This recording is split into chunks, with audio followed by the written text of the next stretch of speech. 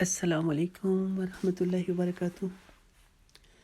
نحمده ونصلي ونسلم على رسوله الكريم، أما بعد، فإن أصدق الحديث كتاب الله، وخير الهدي محمد صلى الله عليه وسلم، وشر الأمور محدثاتها، كل محدثة بدعة، وكل بدعة ضلالة، وكل ضلالة في النار۔ اللہم صلی علی محمد وعلی آل محمد وبارک وسلم۔ ہم اللہ کی اس زندگی میں جو اللہ کریم نے انسان مومنوں کے لیے آسانیاں پیدا رکھی ہیں، یوں تو اس نے سارے انسانوں کو اپنی کتاب میں خطاب کیا ہے اور اپنے اس دوزخ سے آگ سے بچنے کے لیے آیات میں وعیدیں نازل فرما کر، سزاؤں کا ذکر فرما کر تمام انسانیت کو اس بات کو دعوت دی ہے کہ اللہ کی طرف رجوع کر لو، کہ مرنے سے پہلے اگر تم کفر سے، شرک سے، گمراہی سے اور گناہوں سے توبہ کر لو گے تو اللہ کریم معاف فرما دے گا۔ اور خصوصیت کے ساتھ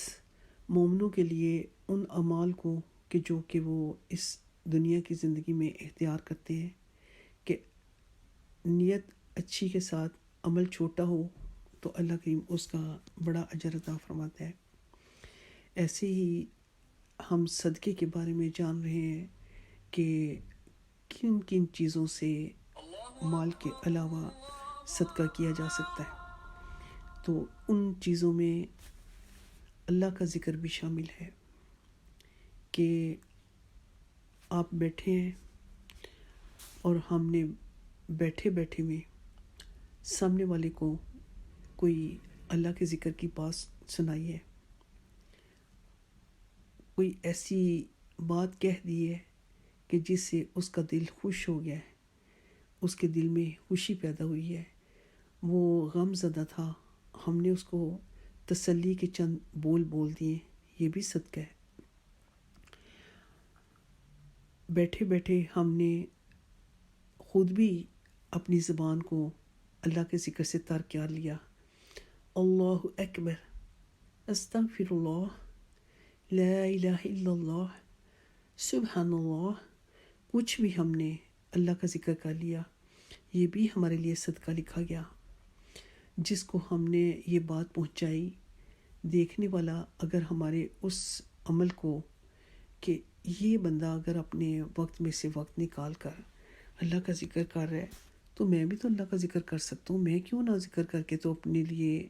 آخرت کی نعمتوں کو اللہ سے واجب کروا لوں، میں اپنے لیے اس زندگی کا بھلا سوچ لوں۔ اب اس بات میں بھی صدقہ لکھا جائے گا، کیونکہ ایک تو بندے کا اپنا عمل اچھا کہ اس کے اعمال نامے میں اللہ کا ذکر لکھا گیا، اور اس کی وجہ سے دوسرے بندے کو اس کی ترغیب ملی کہ جب ہم کسی کے لیے کوئی اچھا نمونہ پیش کرتے ہیں لیکن شرط اس میں دکھاوا نہ ہو، ریاکاری نہ ہو، عجب نہ ہو، غرور نہ ہو، صرف اس نیت سے کیا جائے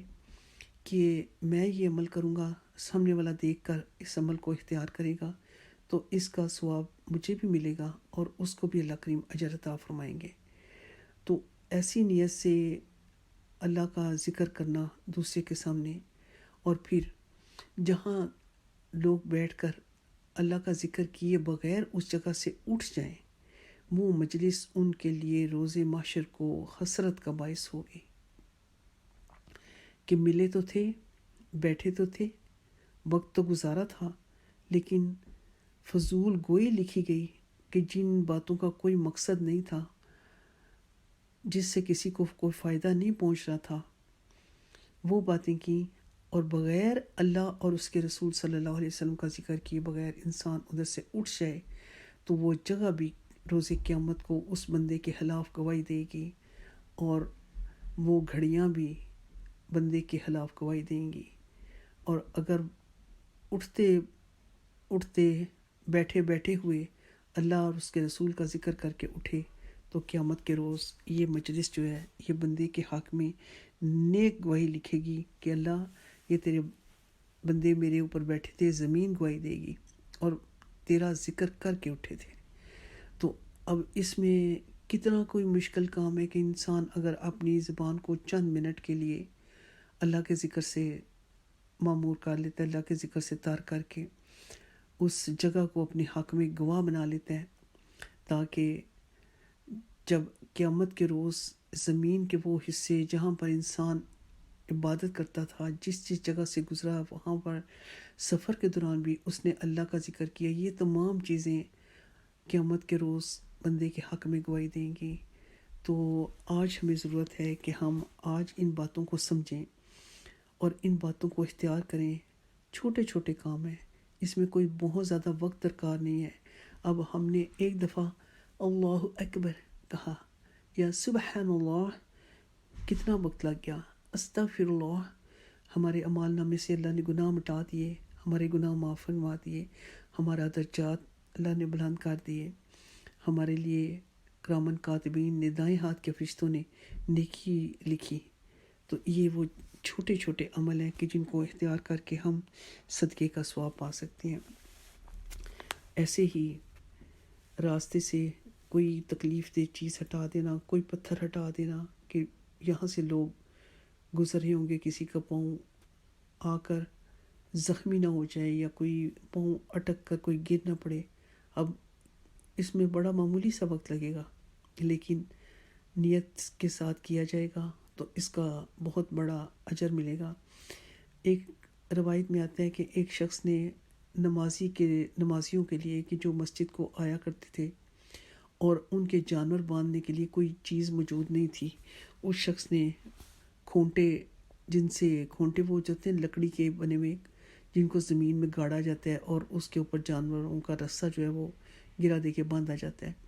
اس شخص نے مسجد کے پاس وہ کھونٹے لگا دیے تاکہ نمازی جب آئیں تو وہ بے فکری کے ساتھ اپنے جانوروں کو یہاں پر باندھ کے خود نماز ادا کریں۔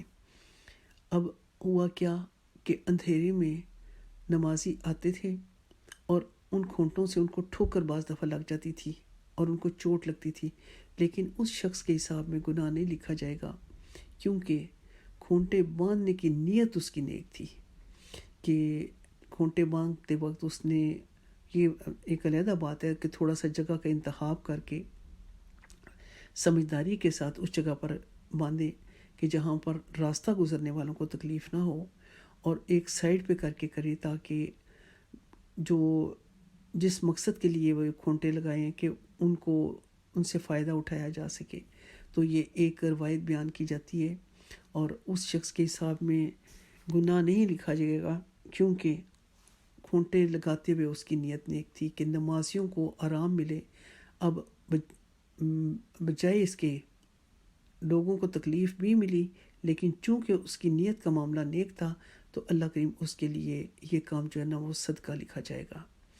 تو یہ وہ چیزیں ہیں کہ جو ہم چھوٹے چھوٹے کاموں کو اختیار کر کے اپنے اعمال نامے کو سنوار سکتے ہیں۔ ہم گزر رہے ہیں،